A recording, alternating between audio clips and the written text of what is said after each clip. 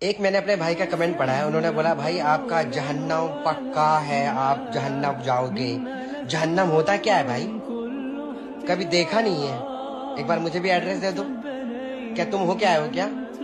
کیسے بیوقوف لوگ ہو تم یار۔ تو چلیے دیکھتے ہیں قرآن میں کیا لکھا ہے۔ Wake up to reality. اسی طرح ہم نے انکار کو گناہگاروں کے دلوں میں داخل کر دیا، وہ جب تک درد دینے والا عذاب نہ دیکھ لیں اس کو نہیں مانیں گے۔ وہ عذاب ان پر ناگہاں آ واقع ہوگا اور انہیں خبر بھی نہ ہوگی۔ اس وقت کہیں گے کیا ہمیں مہلت ملے گی؟ تو کیا یہ ہمارے عذاب کے لیے جلدی مچا رہے ہیں؟ بھلا دیکھو تو اگر ہم ان کو برسوں فائدے دیتے رہیں پھر ان پر وہ عذاب آ واقع ہو جس کا ان سے وعدہ کیا جاتا ہے، تو جو فائدے یہ اٹھاتے رہے ان کے کس کام آئیں گے؟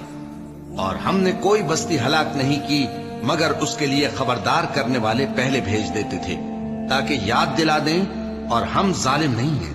یہ لوگ اسی طرح غفلت میں رہیں گے یہاں تک کہ جب ان میں سے کسی کے پاس موت آ جائے گی تو کہے گا کہ اے پروردگار مجھے پھر دنیا میں واپس بھیج دے تاکہ میں اس میں جسے چھوڑ آیا ہوں نیک کام کیا کروں۔